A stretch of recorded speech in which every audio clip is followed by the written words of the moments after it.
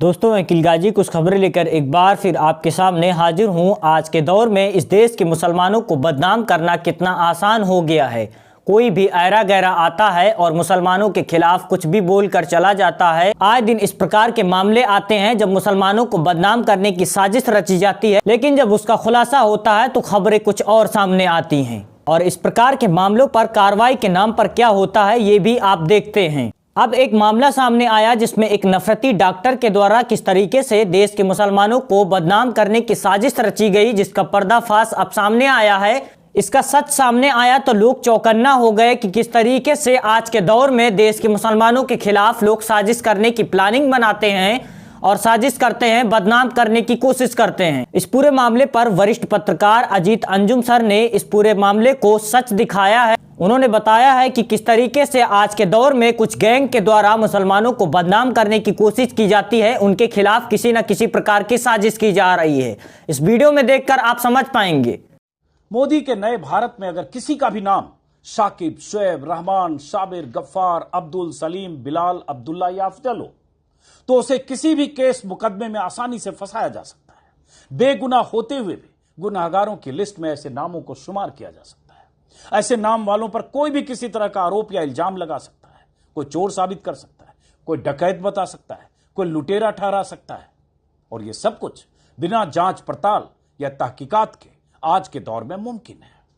हां, किसी की किस्मत ने अगर साथ दिया और पुलिस ने निष्पक्षता से जांच की तो भले ही उसकी बेगुनाही साबित हो जाए, लेकिन तब तक मीडिया के जरिए उसकी लिंचिंग हो चुकी होगी।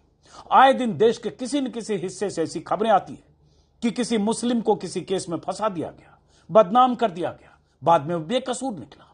लेकिन आज के इस वीडियो में यह सब बात मैं क्यों कर रहा हूं, इसकी वजह है गुरुग्राम का एक नफरती डॉक्टर जिसकी आज सुबह से सोशल मीडिया पर लानत मलामत हो रही है। सैकड़ों लोग सांप्रदायिक मानसिकता वाले उस डॉक्टर को कोस रहे हैं और वो डॉक्टर सोशल मीडिया का अपना अकाउंट डिलीट करके, ट्विटर का अकाउंट डिलीट करके गुम हो गया है। क्या है ये कहानी, गौर से सुनिएगा। गुरुग्राम के एक डॉक्टर तुषार मेहता ने दिल्ली एयरपोर्ट पर अपनी घड़ी की चोरी की सनसनीखेज कहानी गढ़ी। सोशल मीडिया पर मनगढ़ंत पोस्ट लिखती, एक्स पर, जिसे पहले ट्विटर कहा जाता था। ट्विटर पर तुषार मेहता के ऐसा लिखते ही बवाल मच गया। राइट विंग की वेबसाइट से लेकर तमाम तरह के ट्रोल्स इस डॉक्टर की फर्जी कहानी के आधार पर अनाप शनाप लिखने लगे। जैसा कि अक्सर होता है, जैसे ही किसी मुस्लिम का नाम किसी अपराध में आरोपी की शक्ल में सामने आता है, सब पिल पड़ते हैं। यहां भी यही हुआ। ऑफ इंडिया नाम की वेबसाइट ने खबर लिखी, doctor accuses Shakib and Shoaib of stealing his Apple watch during security check at Delhi airport, suggest involvement of CISF personnel. लेकिन जब सीआईएसएफ ने हकीकत से पर्दा उठाया तो डॉक्टर साहब की जहरीली सोच उजागर हो गई और पता चला यह कहानी पूरी तरह फर्जी थी, क्योंकि दो मुस्लिम नाम को केंद्र में रखकर बदनाम करना था और यह बताना था कि मुस्लिम नामधारी चोर हो सकते हैं, चाहे वो एयरपोर्ट पर काम कर रहे हो। क्या लिखा डॉक्टर साहब ने और क्यों बवाल हुआ और कैसे ये डॉक्टर एक्सपोज हुए, जो कहा जाता है मोटिवेशनल स्पीकर हैं। उनके अपने सोशल मीडिया प्लेटफॉर्म पर हजारों लोग उन्हें फॉलो करते हैं, गुरुग्राम में रहते हैं। तो जरा सुनिए उनका पोस्ट, हालांकि लंबी पोस्ट है इंग्लिश में, एक्स पर, जो अब डिलीटेड है, अकाउंट ही डीएक्टिवेटेड है, इसलिए मुझे इसका टाइम नहीं पता चला कि उन्होंने कब लिखा, लेकिन 25 जनवरी को उन्होंने ये पोस्ट लिखी। पोस्ट में उन्होंने लिखा, मैं गूगल ट्रांसलेशन के हवाले से इसका हिंदी तर्जुमा आपको बता रहा हूं।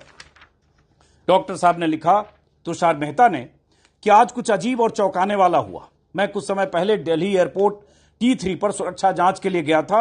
मैंने अपनी एप्पल वॉच को सुरक्षा जांच के लिए ट्रे में रखा था, जैसा कि होता है। जैसे ही सुरक्षा जांच से गुजरा, मैंने अपना सामान वापस अपने लैपटॉप बैग में रखना शुरू किया। मुझे लगा कुछ गायब है और मुझे लगा मेरी घड़ी नहीं है। मैंने वहां खड़े सीआईएसएफ के आदमी से पूछा, उसने मुझे अपने बैग जेब आदि में फिर से देखने को कहा, जो मैंने पहले ही कर लिया था।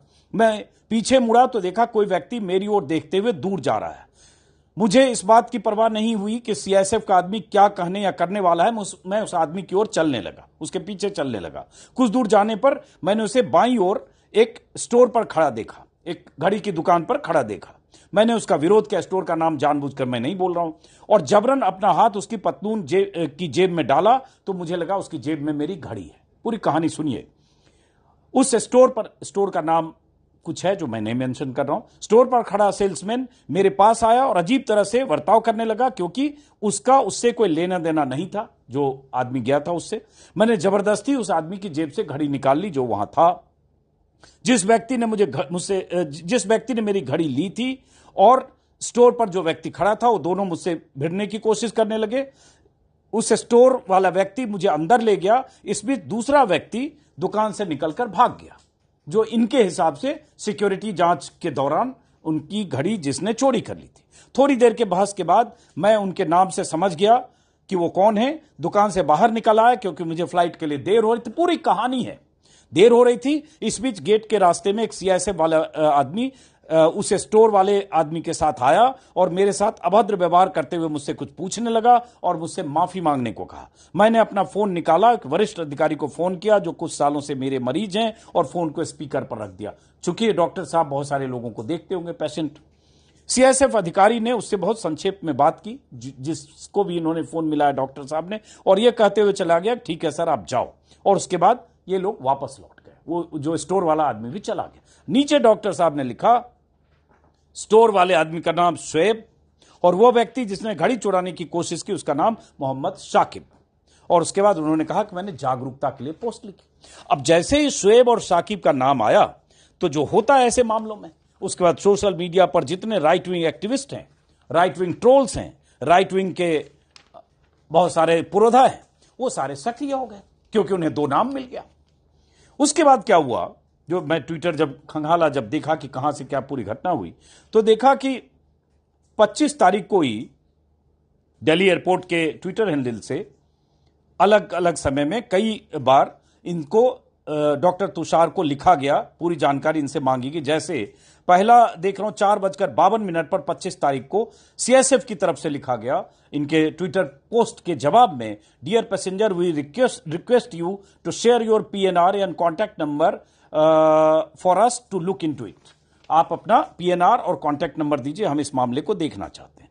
फिर शाम को भी इसी तरह से लिखा गया। उसमें इस बीच देख रहा हूं दिल्ली एयरपोर्ट ने भी उनसे ऐसे ही लिखा, दिल्ली एयरपोर्ट की तरफ से, डियर मिस्टर तुषार, आपको जो परेशानी हुई उसके लिए हम माफी चाहते हैं, और जो चोरी हुई आपकी एप्पल वॉच उसके लिए हम सिंसियरली और सीरियसली उसकी जांच कर रहे हैं, और इस पूरे मामले में सीआईएसएफ को भी संज्ञान में लाया गया है, और उसके बाद इसकी जांच पड़ताल हो रही है। आप निश्चिंत रहें टाइप से कि सेफ्टी और सिक्योरिटी पैसेंजर के जो हैं उसके लिए हम कमिटेड हैं, और हम इस मामले की जांच करेंगे और आपको इस बारे में जानकारी देंगे। Thank you for bringing this to our attention. ये दिल्ली एयरपोर्ट की तरफ से उन्हें लिखा गया। लेकिन उसके बाद इंटरेस्टिंग चीज हुई, जब 26 जनवरी को कल सुबह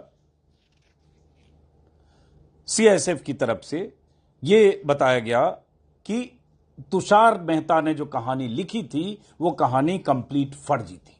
और कैसे सीआईएसएफ ने बताया 26, इस बीच वेबसाइट पर खबरें छप गई सब जगह, हजारों लोग लिखने भी लगे क्योंकि तुषार मेहता ने 2 मुसलमानों के नाम लिए। लेकिन सीआईएसएफ ने उसके बाद लिखा 26 तारीख को 7:30 पर कल शाम 7:30 बजे, जिसमें सीआईएसएफ ने लिखा, the review of the CCTV has contradicted the sequence of events as narrated above. CCTV footage की जांच से, रिव्यू से आपने जो कहानी बताई है उससे उलट कोई तस्वीर आती है। जो आपने सीक्वेंस ऑफ इवेंट बताया है उसको कॉन्ट्राडिक्ट करता है CCTV footage. After security check you were seen wearing your watch and heading for boarding gate.